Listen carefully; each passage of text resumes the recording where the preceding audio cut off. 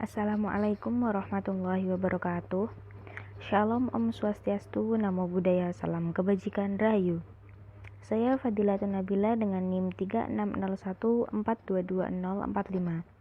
Pada presentasi kali ini kita akan belajar mengenai peran penting psikologi dalam pengajaran guru. Sebelum belajar lebih lanjut, yang pertama ada pengenalan psikologi pengajaran. Definisi psikologi pengajaran. Psikologi pengajaran adalah bidang studi yang mempelajari proses mental dan perilaku yang terlibat dalam pengajaran dan pembelajaran.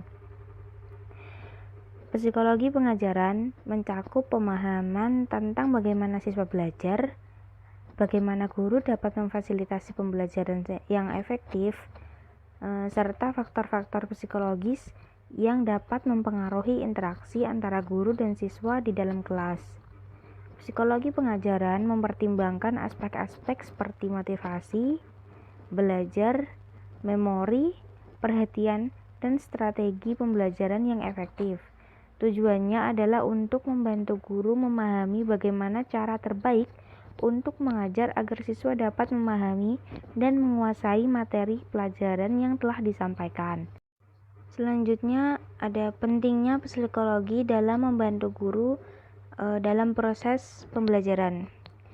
Psikologi memiliki peran kunci dalam membantu guru meningkatkan efektivitas pengajaran yang mereka lalui melalui beberapa cara. Cara yang pertama yaitu dengan memberikan pemahaman tentang proses belajar. Dengan pemahaman yang mendalam tentang bagaimana siswa belajar, guru dapat mengadaptasi metode pengajaran mereka agar sesuai dengan gaya belajar individu siswa. Yang kedua, dapat dengan meningkatkan motivasi siswa. Yang ketiga, dengan manajemen kelas yang efektif. Dengan pemahaman psikologi, guru dapat mengelola kelas dengan lebih baik, merespon berbagai kebutuhan dan tingkat pemahaman siswa. Dan yang keempat, pengembangan kecerdasan emosional. Psikologi juga membantu guru memahami emosi siswa serta cara mengelola emosi mereka sendiri. Selanjutnya ada teori-teori belajar yang relevan. Teori belajar dibagi menjadi 3. Yang pertama teori behavior, yang kedua teori konstruktivisme, dan yang terakhir teori kognitivisme. Teori belajar behaviorisme merupakan teori belajar yang menekankan bahwa perilaku manusia itu dapat dipelajari melalui observasi perilaku dan dapat diamati secara eksternal. Fokus utama dari teori ini adalah respon terhadap rangsangan eksternal. Yang kedua ada teori konstruktivisme. Teori ini merupakan teori belajar yang menganggap bahwa pembelajaran sebagai proses aktif di mana siswa dapat membangun pemahaman mereka sendiri melalui pengalaman dan refleksi. Dan yang terakhir ada teori kognitivisme. Teori belajar kognitivisme menekankan proses mental internal yang terlibat dalam belajar, seperti pemrosesan informasi, memori, dan memecahkan masalah. Selanjutnya ada motivasi siswa. Faktor-faktor yang mempengaruhi motivasi siswa dalam belajar ada 6. Yang pertama, faktor tujuan pribadi. Faktor tujuan pribadi merupakan keterkaitan antara tujuan pribadi siswa dengan materi pelajaran atau aktivitas pembelajaran yang diberikan dapat mempengaruhi motivasi mereka. Yang kedua, kepuasan dan keterlibatan. Siswa yang merasa terlibat dan puas dengan proses pembelajaran memiliki tingkat motivasi yang lebih tinggi dari siswa yang tidak merasakan hal tersebut. Yang ketiga, faktor kondisi lingkungan. Lingkungan belajar yang mendukung, baik dari segi fisik maupun psikologis, memainkan peran yang sangat penting dalam motivasi siswa. Yang keempat, ada metode pengajaran, yaitu cara guru menyampaikan materi dan gaya pengajaran mereka juga mempengaruhi motivasi siswa. Yang kelima, keterampilan pribadi. Keyakinan diri seperti rasa percaya diri serta persepsi siswa terhadap kemampuan mereka sendiri dalam menghadapi tugas atau materi pembelajaran itu dapat mempengaruhi motivasi belajar mereka. Dan yang terakhir, pengakuan dan reward. Pujian, pengakuan, atau reward dari teman atau pengajar atas prestasi yang telah mereka raih juga dapat mempengaruhi motivasi mereka. Hal ini dapat memperkuat motivasi intrinsik siswa untuk terus belajar. Untuk strategi-strategi guna meningkatkan motivasi dalam pengajaran, yang pertama ada dengan membangkitkan minat, yaitu memulai dengan menunjukkan relevansi dan kepentingan materi pelajaran dalam kehidupan sehari-hari siswa. Dengan menggunakan contoh nyata atau cerita yang menarik untuk menunjukkan aplikasi dari apa yang telah dipelajari.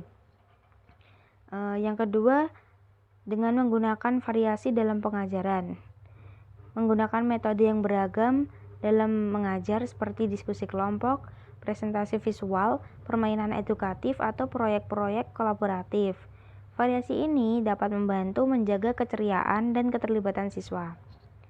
Yang ketiga, memberikan umpan balik yang konstruktif. Berikan umpan balik yang mendukung dan jelas atas kinerja siswa. Hal ini tidak hanya memperkuat prestasi mereka, namun juga memotivasi mereka untuk terus berkembang. Dan yang terakhir, membangun kolaborasi dan komunitas pembelajaran. Guru harus memfasilitasi interaksi dan kerjasama antar siswa, seperti dengan diskusi kelompok, proyek tim, atau kegiatan kolaboratif yang dapat meningkatkan motivasi siswa melalui rasa kepemilikan dan tanggung jawab bersama. Selanjutnya ada gaya pengajaran. Berbagai gaya pengajaran yang bisa digunakan oleh guru.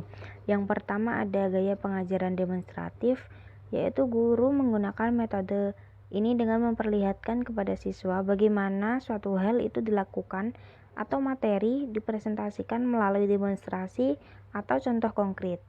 Yang kedua, gaya kolaboratif, berfokus pada kerjasama antara guru dan siswa atau antara sesama siswa. Aktivitas kelompok atau proyek kolaboratif adalah bagian penting dari gaya pengajaran ini.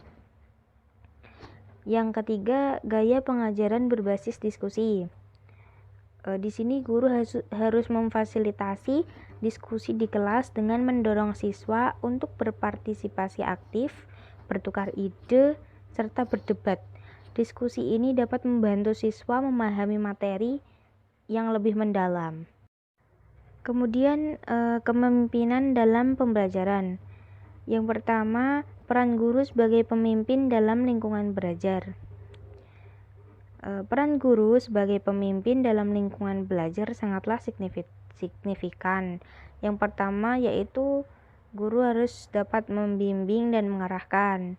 Yang kedua, memberikan contoh yang baik. Yang ketiga, menciptakan lingkungan belajar yang positif. Mendorong keterlibatan dan partisipasi, memberikan dukungan dan bimbingan, serta dapat mengevaluasi dan memberikan umpan balik kepada siswa. Poin kedua yaitu cara-cara membangun kelas yang kondusif untuk pembelajaran, yaitu dengan cara membuat aturan dan harapan yang jelas, menetapkan aturan kelas yang jelas dan harapan yang dapat dipahami oleh semua siswa. Hal ini membantu menciptakan lingkungan yang terstruktur, menciptakan iklim positif, fokus pada pembentukan hubungan yang baik antara guru dan siswa serta antara sesama siswa, mendorong kepedulian, rasa hormat, dan kerjasama di dalam kelas. Pemanfaatan ruang fisik yang optimal, yaitu menyusun ruang kelas agar mendukung interaksi antara siswa dan memfasilitasi pembelajaran yang aktif. Selanjutnya ada kesimpulan dan rekomendasi. Penerapan prinsip-prinsip psikologi dalam pengajaran guru memiliki kesimpulan penting. Yang pertama ada memahami siswa secara lebih mendalam. Psikologi membantu guru untuk memahami siswa secara individu seperti gaya belajar, tingkat pemahaman, dan faktor-faktor motivasi yang mempengaruhi kinerja mereka dalam pembelajaran. Yang kedua, meningkatkan efektivitas pembelajaran, kemudian menciptakan lingkungan belajar yang inklusif, dan yang terakhir meningkatkan motivasi dan keterlibatan serta membangun koneksi guru dan siswa yang kuat. Dengan menggunakan pendekatan psikologi dalam pengajaran, seorang guru akan dapat menjadi lebih efektif dalam mengajar, memfasilitasi pembelajaran yang lebih baik, serta dapat menciptakan pengalaman belajar yang bermakna bagi siswa. Sekian presentasi dari saya, kurang lebihnya mohon maaf. Wassalamualaikum warahmatullahi wabarakatuh.